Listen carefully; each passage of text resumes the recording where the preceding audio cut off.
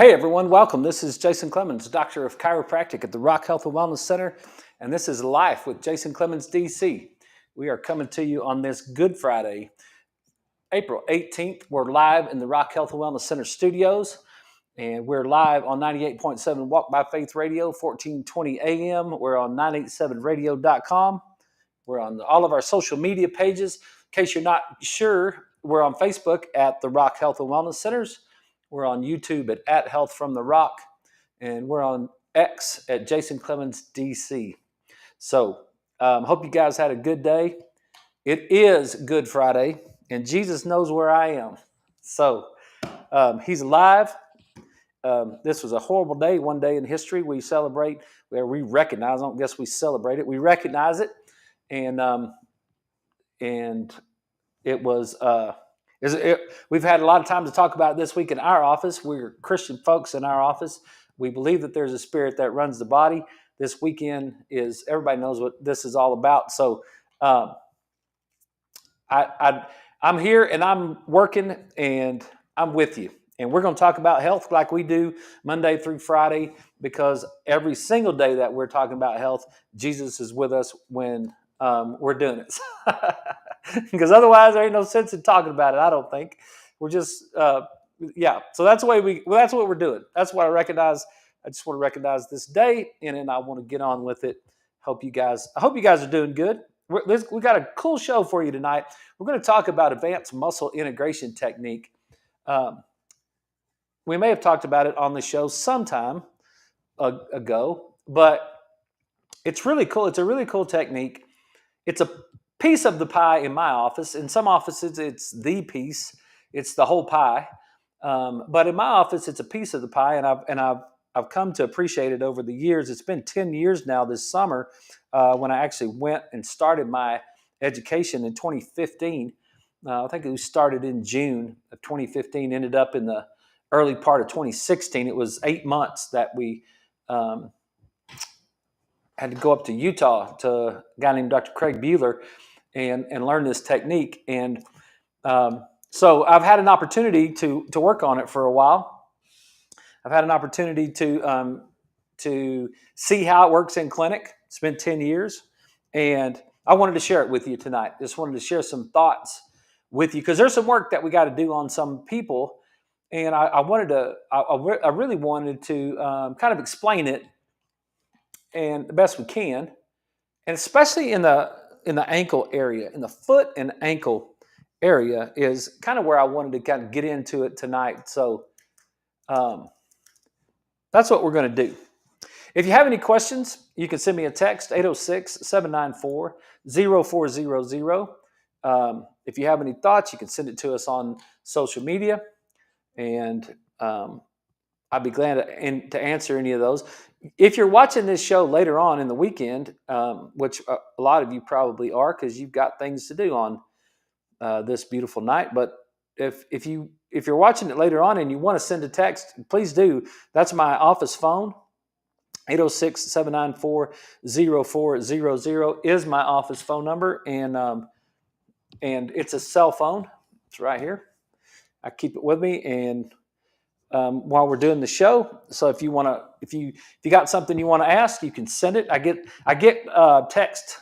One of our beautiful listeners that I've known for a couple of years now. I think she sends me questions. She sent me one last night after the show was over. So it's always nice. It's always nice to have questions if you've got them, or comments if you've got them. And if you're watching later on, then feel free to send me a text or a comment. I'll try to answer it. You can send them through social media, or you can send them through the phone. And if you have a question about something that you'd like to talk about, I can either talk about it on the show, or I can talk about it personally with you as well. So last couple nights, we were really talking about, we got into heart rate variability. We got into parasympathetic activity. We got into rest and recover. I was thinking about all that while I was getting my massage this afternoon. Every other week, I go see Lorianne Braden over at Eucalyptus Lane here in Lubbock. If you guys want a great massage therapist, Lorianne is a great massage therapist. And every other week, I go over there and see Lori for an hour and Lorianne for an hour and a half massage. And I was laying there. It's super cool because she doesn't talk much, and I really don't. I asked her a question at the very end of the massage about cupping and what her opinion was on cupping. But other than that, we hardly ever speak during that whole. She asked me if there's something going on, and I usually say no because I don't go there for pain management. I go there for wellness, and and then I just go face down on the table, and then she goes to work. In an hour and a half, she says, "All right, take your time when you get up." And that's it's pretty good. So I was laying there and I was thinking about resting and recovering. Like that's that's we've talked about it all week long. And so I was focusing on my breathing. I was taking deep breaths. I was trying to really relax, and so you can do that. You can do that in lots of times throughout the day. You can do that. You can work hard and you can work all the time. And one of my patients today said, "Thank God it's Friday. Thank goodness it's Friday." And I was like, "What did you say?" And I said, "This is a wellness office." I was like, "This is Fridays are like, come on, man. Now we got to wait 2 whole days of nothing before we get to adjust people again." So Fridays aren't our favorite day around here. I know a lot of you people that actually have to work for a living. Y'all appreciate Fridays, but not in the wellness world. So my point of this whole ramble is that there's times that you can actually just relax. And that was a time for me to just relax. I can go in there. I don't have to answer any questions. I don't have to think about anything. I can just relax and get my tissues worked on. Like get the lymph flowing through the body, and get those muscles to relax. Get that fascia kind of ironed out in a massage. I don't know if you guys have ever had a massage or not, but the ones of you that have, I know you're saying it's fabulous, and the ones of you that haven't, you're probably questioning what's all kinds of crazy stuff about massages, but it's not the way it is. It's very professional. It's great. We've had massage therapy in our office for a long time. We had it. We don't have it anymore because I found out after 12 or 13 years of trying to run a massage therapy business, I wasn't very good at it. So I finally decided we shouldn't do that. We could use our resources somewhere else, and that's what we have done. So, but I found some time to relax, and I think it's important for all of us to find some time to relax, to find some time to breathe and recover. And this weekend, with all the spiritual things that are going on this weekend, there's a scripture somewhere is today, if you hear his voice, then enter his rest. And if you're operating within your gift and you're operating within the Spirit, I think it's not your work you're doing. You put down your work and you pick up your cross and you walk up the hill, and you'll find rest in that. It's not fatiguing like people think. Now there's days that you get sideways with it and you get a little tired, but for the most part, you can get that rest. And it's very important. It's very important. We looked at it, we graphed it out yesterday on our heart rate variability map, and we talked about that. When we lose our ability to rest, then we have to fight our way through the day. And then when finally we get to where we can't fight our way through the day and we lose activity both in the fight or flight realm and in the rest and recover realm, and then we end up with chronic disease, and we don't want to do that. And it's not just, before we get into AMIT, it's not just there's a chemical component to it. There's physical, chemical, and mental emotional stress is the components that in the chiropractic world that break your body down. And trying to digest food that's incongruent with health is one of the things that breaks your body down. Trying to digest artificial colors and sweeteners, trying to digest white sugar and refined carbohydrates, trying to digest animals that are fed wrong. The trying to digest drinks that are full of all kinds of things. Those things are those things are stressful on the body. The body is trying to adapt to the digestion of foods that are foreign to the body. They're trying to do that, and you do that for a long enough time, you start to break down. So this rest and recover, it's like, hey, when you eat organic food and you eat clean food and you eat actual food and you eat complex carbohydrates and you eat proper proteins and you eat proper fats, it's way less stressful on the body. You don't have to deal with as much stress on the body when you're doing that as you do the other way around. So there's ways you can find rest. You can stay away from sugary drinks. And if you stay away from sugary drinks, your body doesn't have to work as hard. Like you drink water or tea or coffee, and those things, even those things are, sometimes the caffeine gets a little bit much. And if you find a good organic, there's a couple of different ways that you could decaffeinate coffee and tea, because you have to take the caffeine out of it. And there is a chemical way of doing that. And then there is a cleaner way of doing that. And if you find the right companies, you can find the cleaner way of doing that. And then you can take a little bit of stress off yourself there. You can eat a greasy cheeseburger, as we talked about when we were talking about the temple this week. You can eat one of those and make it harder on yourself to digest that food, which makes it more energy, which takes more energy in your body than it does when you're digesting proper foods, right? So you can move properly too. You can move your body properly. You can have your joints working properly. You can have all your muscles firing properly. And by doing that, you'll increase your efficiency and decrease the load on your body. And you'll get rest that way too.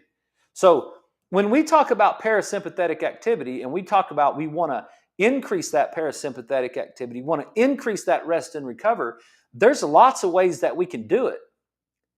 But being fit, having proper muscle tone is handy. I know a person that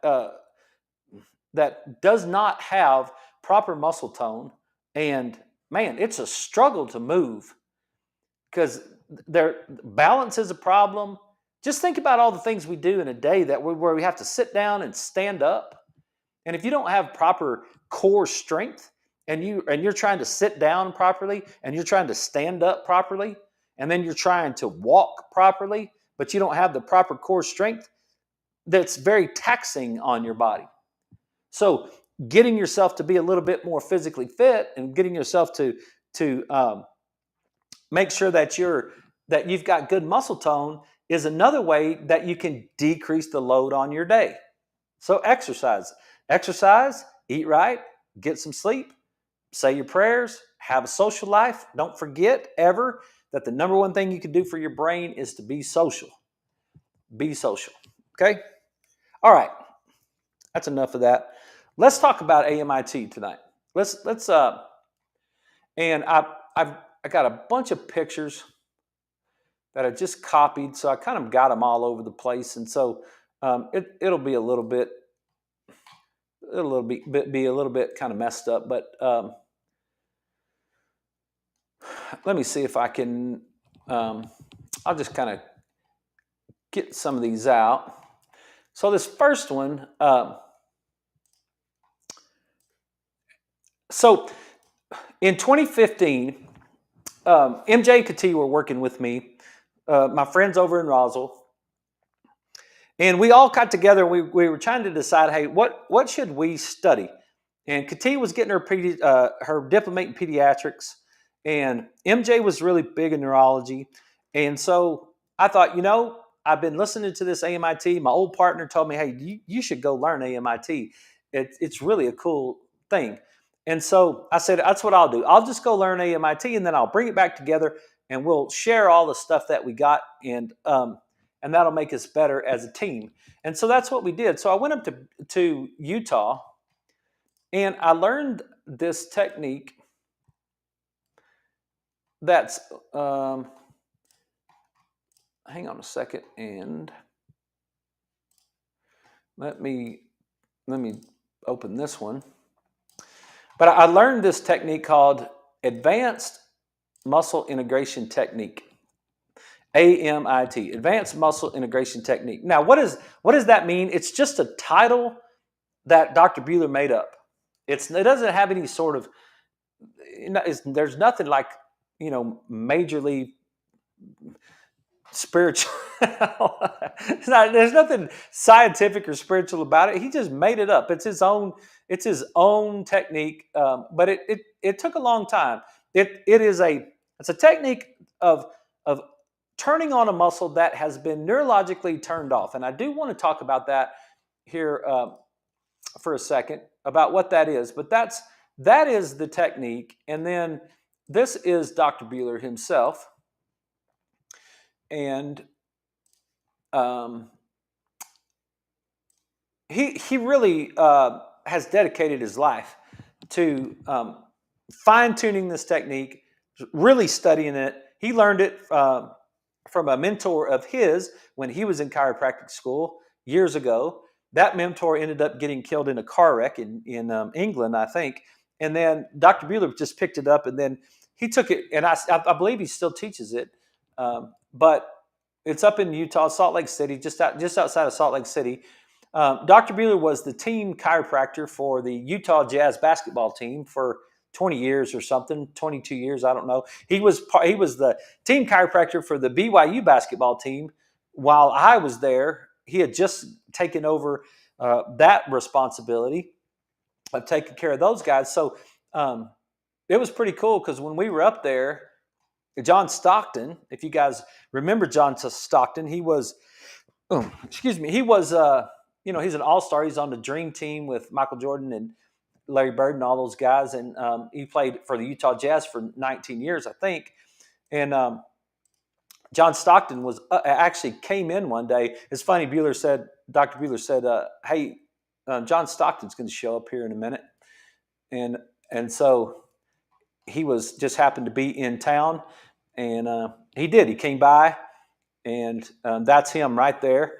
That we were there at the seminar that weekend up in Kaysville, I think, or it's right outside of Salt Lake City, and then all of a sudden we're sitting in a room, and I'm just sitting right there. I'm just sitting right there in front of John Stockton. I mean, as a former athlete and a college football coach, I thought it was pretty cool. I was like, man, that's really him. That's John Stockton. There's my friend Joe Fraley from Ruidoso, and a really cool guy from Arizona.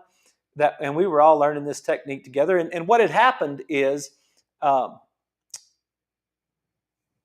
John Stockton had been riding his mountain bike, and he flipped over the handlebars of his mountain bike, and he broke his collarbone.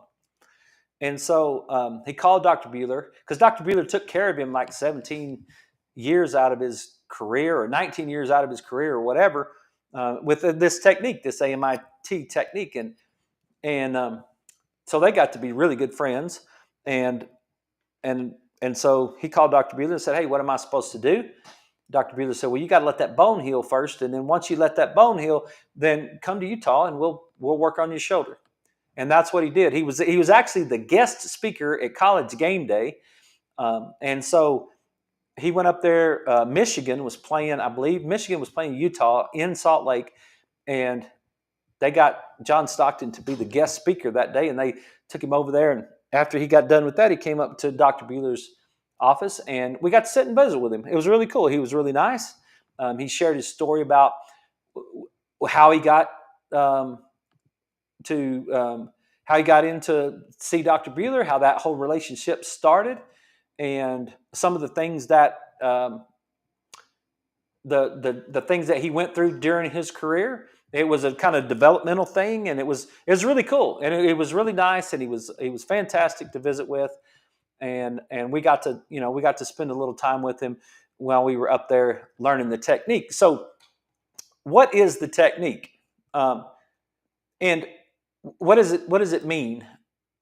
What are we talking about? What are we doing? Because I want to show you several muscles.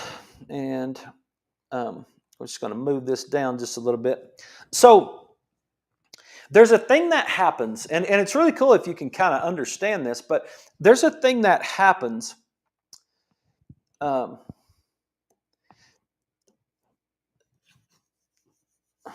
Everything starts in the brain, right? So let's just say that we'll talk about the ankle, and we'll talk about the muscles in the ankle.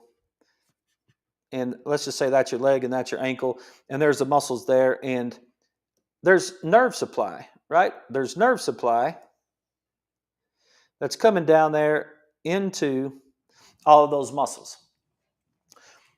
Whenever you take a muscle beyond its capacity, whenever you stretch a muscle that is neurologically being told to contract, that's a bad scenario inside the body. Like contracting a muscle. If I'm trying to contract a muscle, and then all of a sudden, for some reason, I'm pulling on that segment. And think about it when you sprain your ankle. Like if you step off a curb and you rotate your ankle sideways, or you're playing basketball and you step on somebody's foot and all of a sudden you twist your ankle, whatever your thing is that you're doing, that you twist your ankle. And a lot of us have twisted our ankles before, right? I've done it twice really bad. And I didn't come out of the game, by the way. I played the whole game with that sprained ankle, but it hurt. But you're starting to, you twist the muscle, and what happens inside your brain is your brain tries to fire the muscles, like you twist your ankle, and the brain starts to try to fire the muscles that are responsible for bringing the foot back where it's supposed to be. So you step off that curb and the outside of your foot twists. You step over, you know what I'm saying, you roll your ankle. Well, there's a muscle on the outside of your shin. There's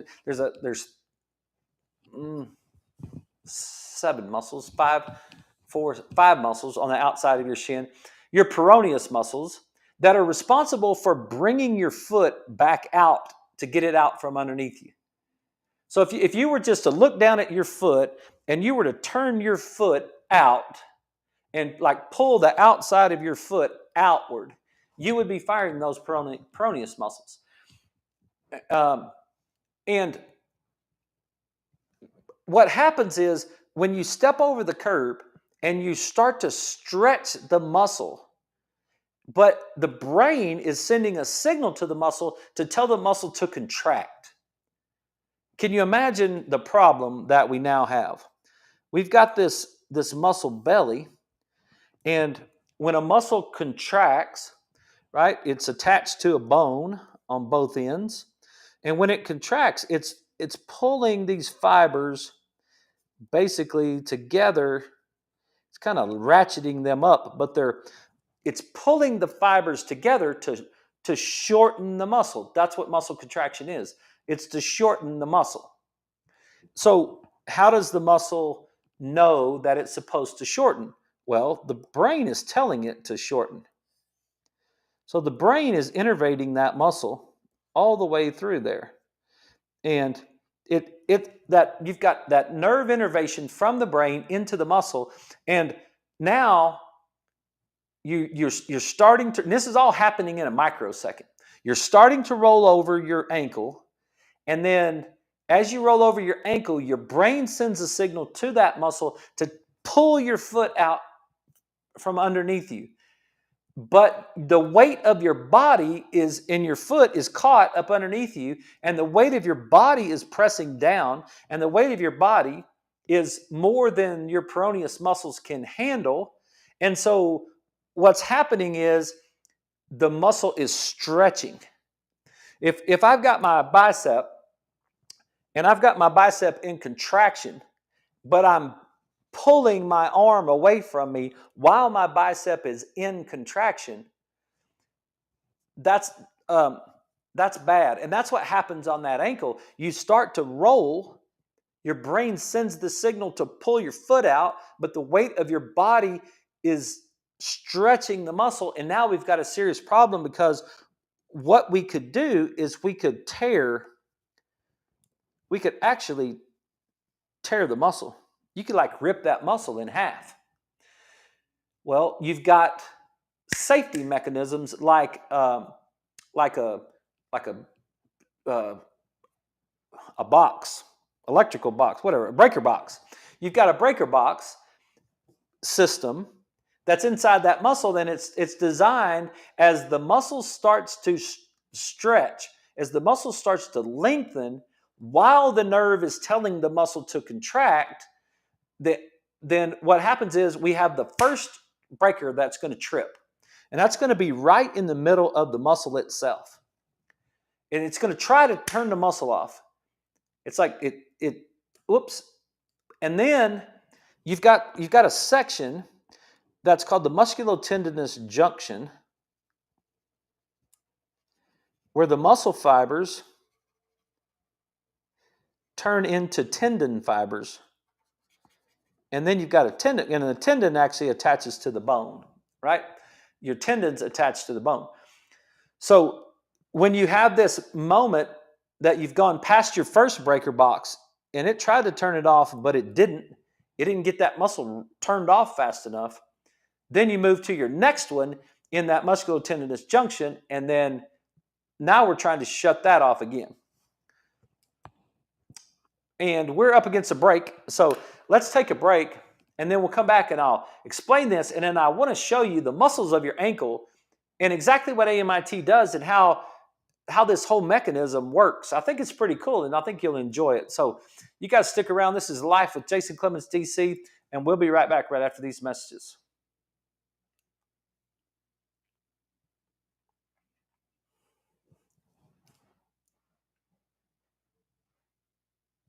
Yeah, it's super cool. I don't know if I can find a picture of it while we're on the break, but let me see if I can.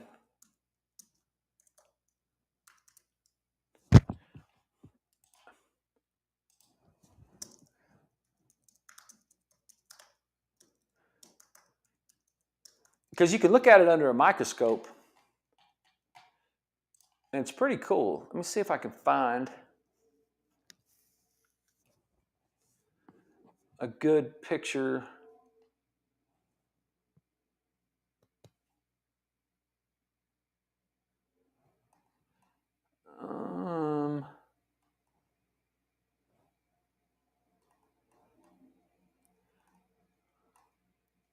I didn't look this up beforehand, but you can actually see it. Here's kind of a picture of it.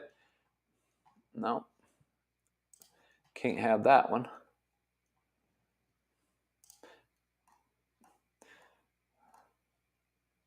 It's pretty cool because we've looked at it under a microscope before, and it's definitely a different tissue.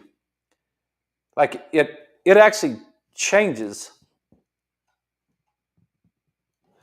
from one type of tissue to the other. From a muscle to a tendon, you'll actually see that. I can't really see a great picture that I could show you. I thought it'd be pretty simple, but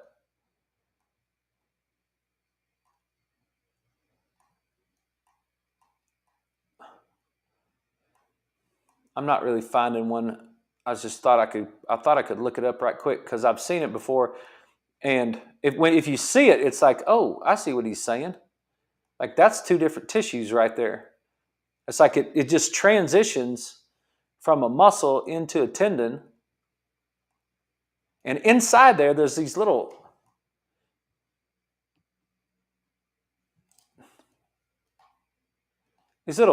nerve supplies. This is kind of a picture of it right here.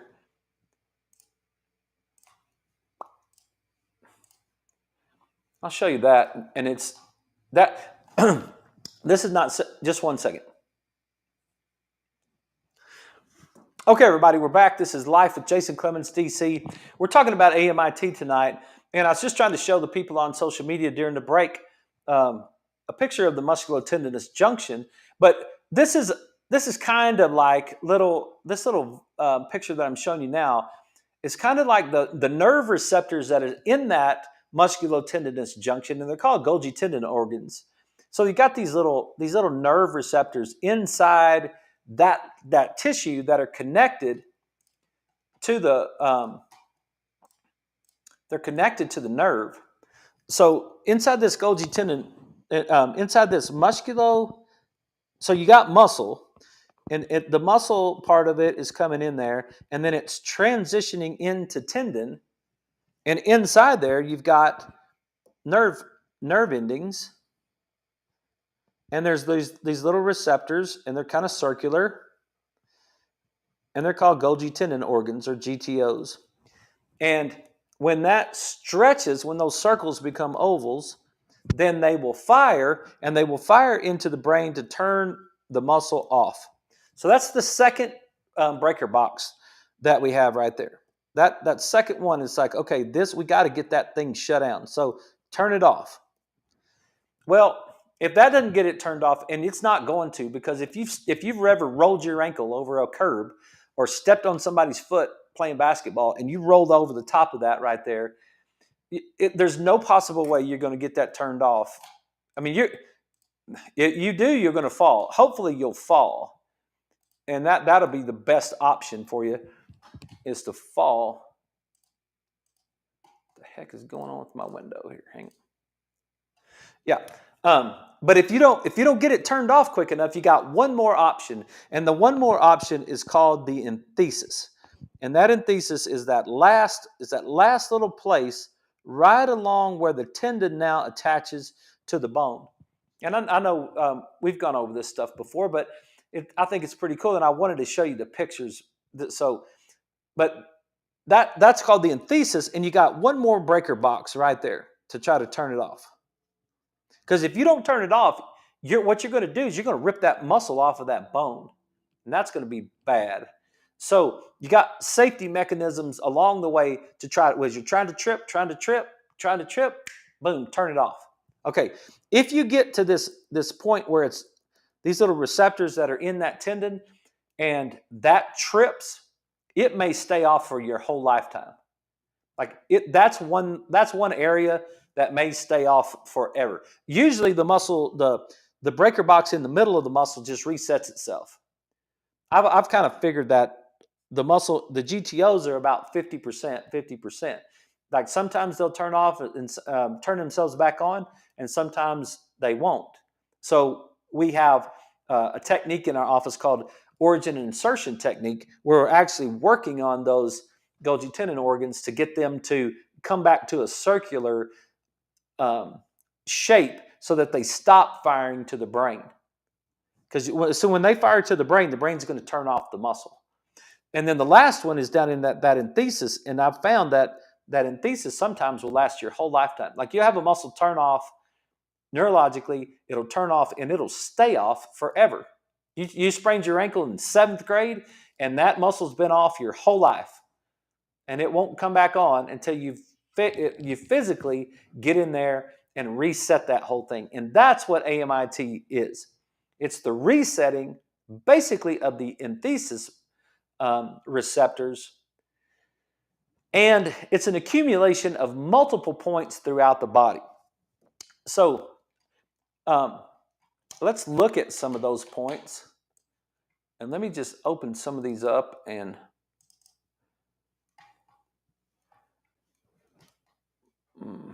no.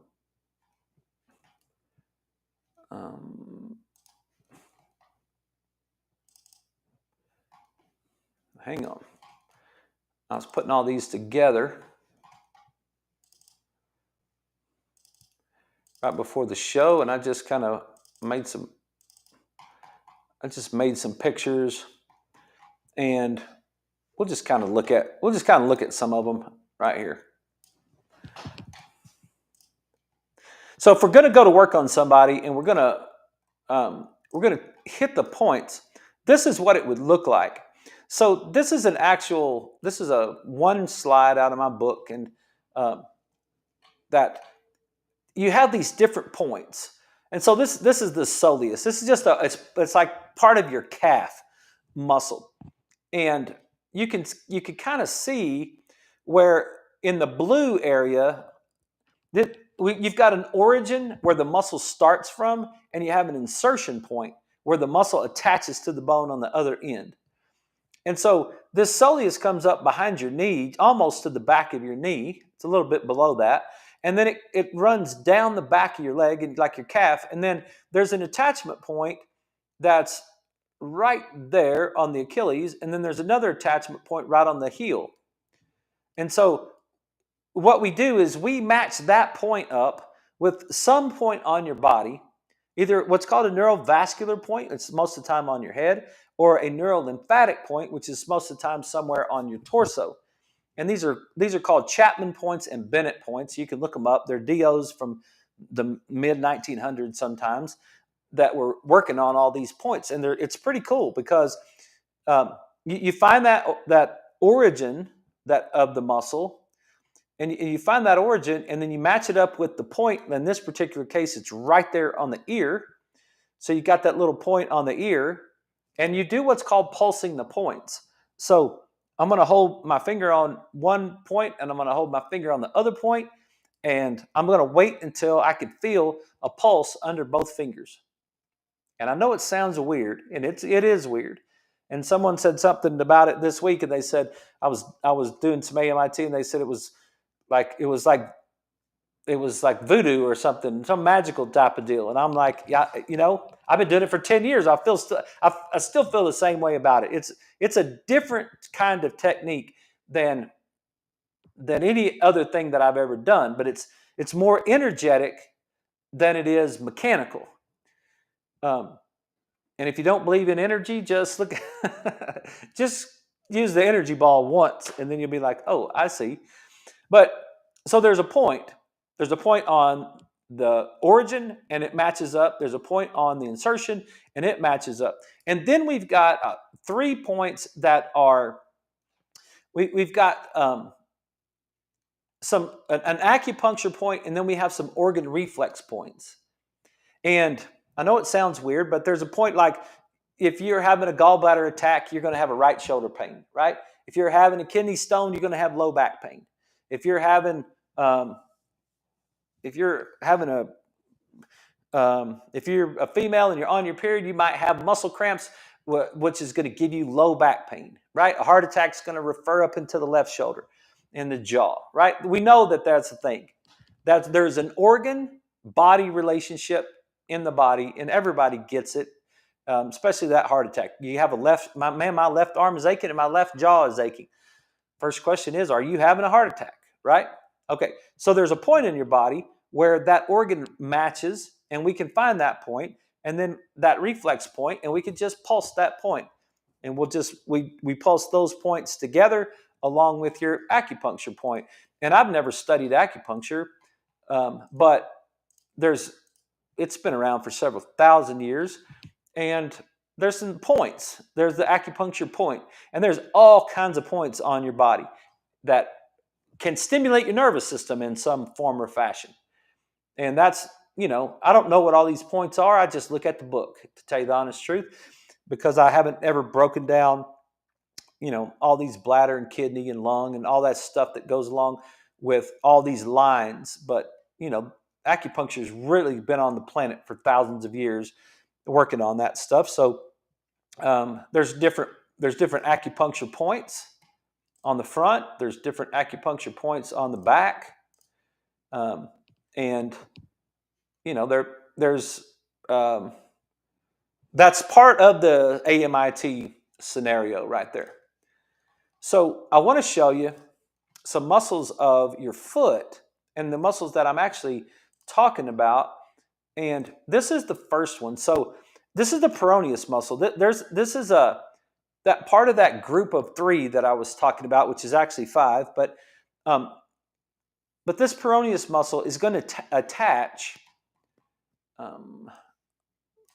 And I've got so many. Well, I got it right here. Okay. It's going to attach just above the ball of your ankle, on the outside of your ankle. It's going to attach right where that blue section is right there. And then it's going to run down the front outside of your ankle, and it's going to attach on your 5th toe, the bone of your fifth toe, kind of in the middle of your foot. If you were to just run your hand up and right on your foot, if you were to feel the outside of your foot and you ran your hand up right there, there'd be a knuckle about halfway between your foot and your heel. And just above that is where that point is the insertion of that small little muscle right there. And if you contract that muscle, it turns your foot out. And that's what the peroneus muscle will do. It'll turn your foot out. It's very small. It's not going to do it by itself. It needs the rest of the muscle, the group, to go with it. But that's what's going to, its job is to turn that foot out like that, right? So you can imagine what's happening if you roll over the top of that foot. If you step off the curb, you roll over, your brain tries to pull your foot back out of there. So it contracts that peroneus muscle, but then all of a sudden that peroneus muscle starts to lengthen because the weight of your body is pulling you over the curb. Now all of a sudden, we're going to have this mechanism, this breaker box mechanism kick in, and otherwise we're going to either rip that muscle or we're going to tear it off the bone. So you'll start to fall, you'll start to twist your ankle, and then all of a sudden it'll just give out and you'll just fall. We've done that before, right? And that's the nervous system finally getting that tripped and turning it off. It just turns the muscle off, and now you got no strength whatsoever, and you're just going to fall right over the top of your ankle. And that's the peroneus muscle, and you see the attachment point right there. So it's coming up on the inside of that fibula, just above the outside ball on your ankle, just above it, and it's coming right down there to that fifth toe. So that's one of them that we would work on if we're looking at if we're working on your ankle. Then let me see if I've got. I think I got this one opened. No, that's not it. Hang on. I'll find it because I want you to see this. I want you to see. So what happens when you have so many screenshots open at the same time. No, that one's not it. You get them all turned on, and then you got too many shots. There they are.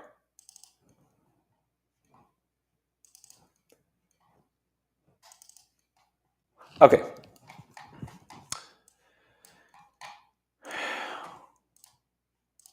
Here's that second peroneus muscle right there. This is called the brevis. So you got the tertius, you got the peroneus tertius, and then you got the peroneus brevis, and it's on the outside, that fibula on the outside of your shin, basically. If you put your hand right on the front of your shin and then just rolled your hand around to the outside of your leg, you could kind of feel that peroneus muscle right there. It's on the outside of the leg, and it's going to run down, and that tendon is going to run behind that ball, that lateral malleolus on that fibula. So that ball that's on the outside of your ankle, that tendon is going to run right behind it, and then it's going to come in and it's going to attach right there on that little knuckle that I was talking about. It's coming down there, and it's going to attach on that knuckle on the side of your foot. And if you can press on that, and that'll be tender.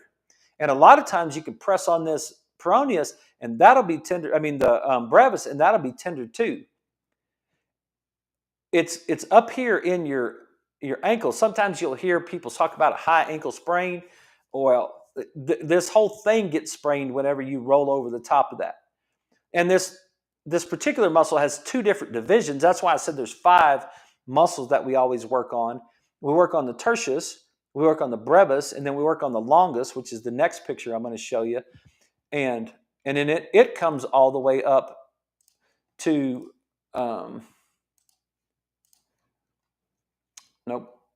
yeah, that one right there. It comes all the way up to the top of your knee, right below your knee. and then it runs down. It comes behind that malleolus, and then that tendon. I wanted you to see it because I wanted you to see how long that tendon is right there, and I wanted you to see what's going on with that muscle. That muscle is all the way up, right up underneath your knee. If you put your hand on the outside of your knee, you'll feel that little bony, like there's a bony spot on the outside of your knee, and roll your finger right towards your kneecap, like roll forward towards your shin, and you'll dip down into a little divot right there, right on the outside. There's a bony spot, there's that little divot. You start getting right into there, and that's the top part of that longus muscle, that is all the way up there into your knee. And the reason I wanted to talk about that, I wanted to show you those particular muscles, is because so many times what's happening is we're getting, well, in the first several weeks, we're getting ankle malfunction, and we're having ankle pain, and we're having ankle problems, but the source of the problem might be all the way up there underneath your knee. Like this whole thing, this blue section that's running from the knee about, almost 3/4 of the way down the outside of that fibula, that's the insertion. That's the whole place that muscle is going to be attached to the bone all the way down. And then the tendon is going to come down behind the ankle, and it's going to run under the foot, and it's going to show up all the way on the bone of your big toe. But you just kind of bring your under the bottom of your foot where your big toe is. If you go all the way underneath there, right in the middle of your foot, you'll find the insertion point of that tendon. It's pretty cool, I think. I mean, it's like, wow, like you wouldn't think it. I mean, like if you didn't study it and you didn't look at it, you wouldn't understand that. Like, wow, that point on my toe right there, that point right there is the tendon attachment to the peroneus longus muscle that's running all the way on the outside of my shin. So the main point of me talking about these sets of muscles is, number one, those are the muscles anytime you roll your ankle that are going to be involved 99% of the time. Those are the muscles that are going to be involved, and they have the likelihood that they're not going to be functioning right at all. And they'll not function if you pull that enthesis, if you pull that insertion point of that tendon, or the origin of that tendon, because it's tendon on both ends. If you pull that insertion, the origin or the insertion point, and you activate the receptors in the enthesis, they may be off for your entire life. And what happens now is when a muscle is neurologically turned off, it can't bear weight. It has no ability. It has no ability to hold against force. And it's really crazy because you muscle test somebody, and it doesn't matter how big and strong they are. It's even more fun when they're big and strong because you ask them to hold, and I'm not talking about like you've seen people on a cruise ship standing somebody on some pads in their feet, some insoles, and they say, put your arm out, and they push your arm down, or somebody at the mall. I'm not talking about that kind of muscle testing. I basically think that muscle testing is garbage. But what I'm saying is you ask somebody to hold, like I do it all the time with just extensor muscles of the arm. I'll have every new patient, I'll say, hold your fingers up like that, and don't let me press down. And so if there's a squishy infeel to that muscle, if it's on, it will lock, and it'll just be locked. It will not bend at all.